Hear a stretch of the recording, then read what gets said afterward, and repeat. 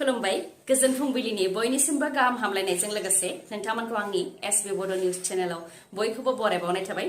आं सिबि रानी ब्रह्म नोंथांमोननि थाखाय आं फिन गोदान खौरां लानानै फैबावबाय। आसा खालामो खौरांखौ नोंथांमोना जोबजासिम नायलांगोन। उदालगुरि जिल्लानि कलाइगाव मोनसे दुखुनांथाव जाथाय 12 बोसोर बैसोनि प्रिन्स बसुमतारी मुंनि उन्दै गथ'साया गादलिनानै दैयाव गलांनायनि जाहोनाव दासिम गोमानानै दङ। कलाइगाव पुलिस थानानि झिलकागादाव जादों बे दुखुनांथाव जाथाया। भद्रेश्वर बसुमतारी आरो मीरा बसुमतारीनि 12 बोसोर बैसोनि फिसाज्ला प्रिन्स बसुमतारीया गादलिनानै दैयाव गलांनायनि जाहोनाव दासिम गोमानानै दङ। एसडीआरएफनि हान्जाया नागिरदोंब्लाबो दासिमाव बिथांखौ मोननो हाथ'नाय जायाखै।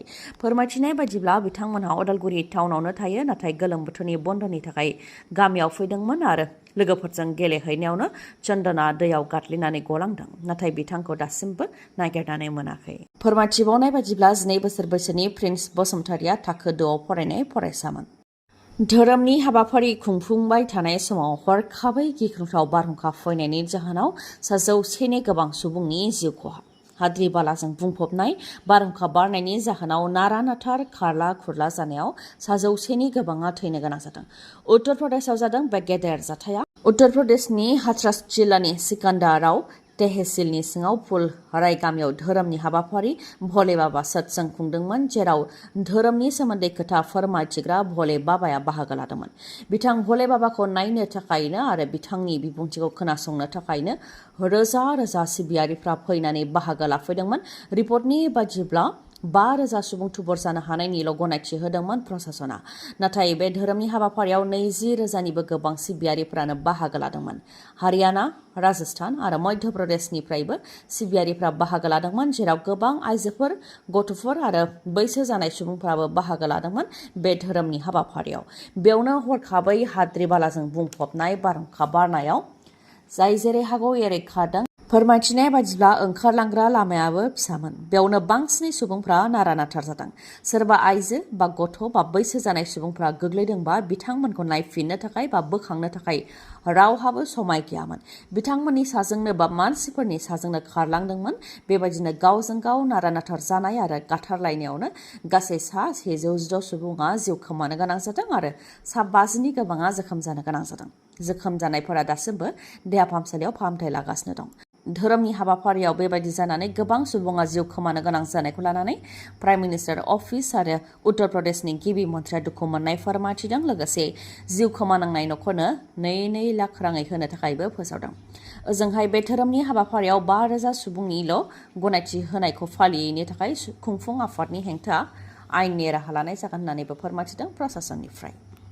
रायजोआव जुब जुब अखा हाबाय थानायनि जाहोनाव आरो आसामनि खाथि खाला गुबुन रायजो आरो हादरफोरावबो गोबां अखा हानायनि जाहोनाव आसामनि दाब दाब जायगायाव दैबाना जानायनि जाहोनाव हायार सेकेन्डारि लेभेलनि जि SOS आनजाद जानो गोनांमोन बेखौ दोनथ'नाय जाबाय। आसाम हायार सेकेन्डारि इडुकेसन काउन्सिलनिफ्राय मोनसे मिथिसार बिलाइ फोसावदों। जुब जुब अखा हाबाय थानायनि जाहोनाव दैमा दैसाफोरा गोबां देरनायनि जाहोनाव दैबाना जानायनि थाखाय हायार सेकेन्डारि लेभेल एग्जामिनेसन एप्रिल-मे 2024नि जि SOS आनजाद जाय दिनैनिफ्राय जानो गोनांमोन बे आनजादखौ दोनथ'नाय जाबाय होननानै फोसावबाय। उननि समाव दैबानानि थासारिया मोजां जाफिनोबा फिन आनजाद खुंनो थाखाय फोसावफिननाय जागोन होननानैबो मिथिहोदों। जायफोर फसंथानफोराव आनजाद मिरु बानायनाय जादोंमोन बे आनजाद मिरुनि सिङाव थानाय फसंथानफोरनो जाहाथे आनजाद दोनथ'नायनि सोमोन्दै मिथिहोयो बेनि थाखायबो बिथोन होदों। लोगोसे आनजाद खुंनो थाखाय थाग थियारि खालामनाय गोनां मुवा बेसादफोर जेरै लांदां फिननाय लिरग्रा बिलाइ बायदि बायदिफोरखौ जाहाथे अफिस इनचार्जआ पुलिस स्टेशन बा ट्रेजारि अफिसाव दोनहैयो बेनि थाखायबो बिथोन होदों। क'क्राझार लकसभा बियाब आरो दरं उदालगुरि लकसभा बियाबाव BPF दोलोआ जेननायनि उनाव इन्डि एलायन्सजों थासिगोन नामा? जायनाखि क'क्राझार लकसभा बियाबाव BPF दोलोआ खम भटनि थाखाय जेननो गोनां जादोंमोन आरो कंग्रेसजों जयै बिसायख'थि गेलेयोबानो देरहासारनायखौ मोननो हागौमोन, बेफोरखौ नोजोर होनानै BPF दोलोआ इन्डि एलायन्सआव जयेन जासिगोन नामा? आरो BPF राजखान्थि दोलोनि इयुना बबे लामाजों?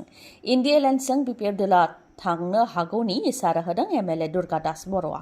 बिथाङा फोरमायथिदों दि थांनाय लकसभा बिसायख'थियाव रावबो मोनसे दोलोखौल' रायजो राजाफ्रा मदद होआखै। NDA बा इन्डिया हिसाबैसो भटखौ होदों आरो BJPआ 107 मासि खोमानो गोनां जादों, जाय बेरेखा दोलोनि थाखाय मोजां इसारा होननानै बुंथियो दुर्गा दास बर' बिथाङा। दा पार्लियामेन्टआव गोख्रों बेरेखा दोलो दं।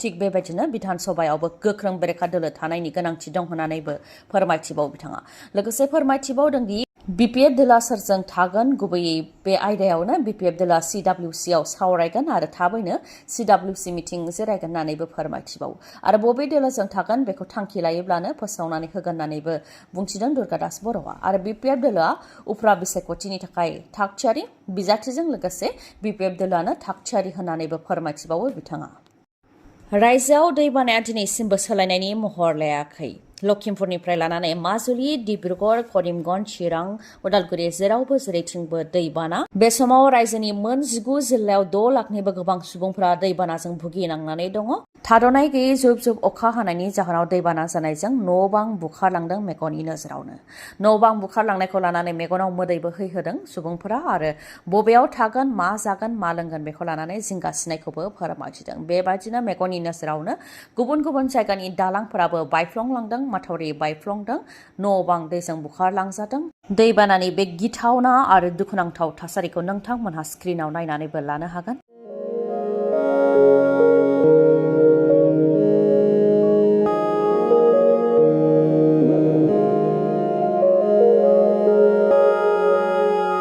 बेबायदिनो गोबां गुबुन गुबुन जायगायाव गुबुन गुबुन जाथायफोर जादों रायजोआव माखासे जायगायाव बिखासिमहालागै दैबाना जादों सुबुंफोरा नावनि गेजेरजों थांलाय फैलाय जानो गोनां जादों फरायसाफोराबो दुरुं आरो नावनि गेजेरजोंसो थांलाय फैलाय जानो गोनां जादों ओजोंहाय गामि ओनसोलनि अनगायैबो टाउन ओनसोलावबो गोबां दैबाना जानायनि थाखाय नोगोरावनो नावनि गेजेरजों थांलाय फैलाय जानो गोनां जादों सुबुंनि अनगायैबो जिब जुनार दाउमा दाउसायाबो खैफोदाव गोग्लैनो गोनां जादों बे दैबानाजों गारि जाब्रथायजों हरखाबै रुंसारि जानाय सनितपुर जिल्ला दुलाराय बर' फरायसा आफादनि गोख्रों मावथि आरो बारग' हारिमु नेहाथारि मुस्रिमा आलारि बसुमतारी बिथांनि गोथै देहाखौ अराय समनि थाखाय जोबथा बिदाय होबाय बिथाङा गारि जाब्रथाय जानायनि थाखाय गोब्राब जोखोम जानो गोनां जादोंमोन उनाव बिथांखौ गुवाहाटीनि देहा फाहामसालियाव फाहामथायबो होबाय थानाय जादोंमोन नाथाय बिथाङा जोबथा हां लाबाय आरो बिथांनि गोथै देहाखौ मैया जोबथा बिदाय होबाय बिथांनि रुंसारि जानायखौ लानानै बिसानिफ्राय दुखु मोननाय फोरमायथिदों गुबुन गुबुन जिल्लाफ्राव जिल्ला आफादनिफ्राय लानानै मिरु आफादसिम आलारि बाथि फोजोंनानै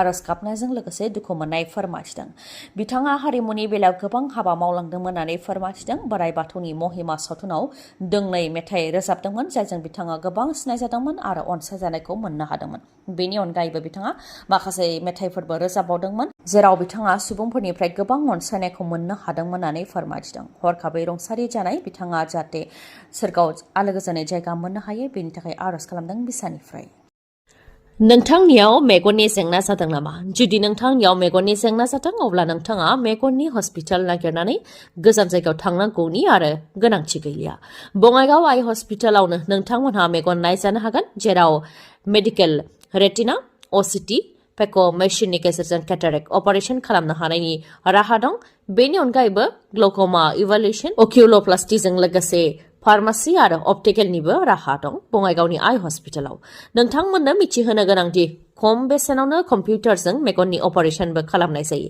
गासै 4 मेगननि डक्टरखौ बे फाहामसालियाव मोननो हागोन डक्टरफोरा जाहैबाय doctor Ashraful Alam MBBS MS ophthalmology cataract surgeon आरो IOL सार्जारियाव train doctor Kishore Pal MBBS DO cataract and glaucoma specialist doctor Payal Singla MBBS MS आरो doctor Meghali Sharma MBBS MS eye specialist ophthalmology जायखिजाया मेगननि जेंना जायोबानो बे बङाइगावनि आइ हस्पिटालाव नोंथांमोनहा फाहामथायखौ लानो हागोन समाया जाहैबाय समबारनिफ्राय शनिबारसिम फुंनि 9 रिंगायाव गेवगोन आरो मोनाबिलि 7 रिंगासिम थागोन नाथाय रबिबारखालि फुंनि 9 रिंगायाव गेवनानै सानजौफुनि 1 रिंगासिमल' थागोन चापागुरि र'डआव थानाय लवार आसाम हस्पिटालनि उल्था दिगाव थानाय बास स्टेन्डनि उनथिंजाय अदेबानि सोनाबहानो मोननो हागोन बङाइगाव आइ हस्पिटालखौ नोंथांमोनहा मानिबा सायाव खौरां लानोबा 6900949900 नङाब्ला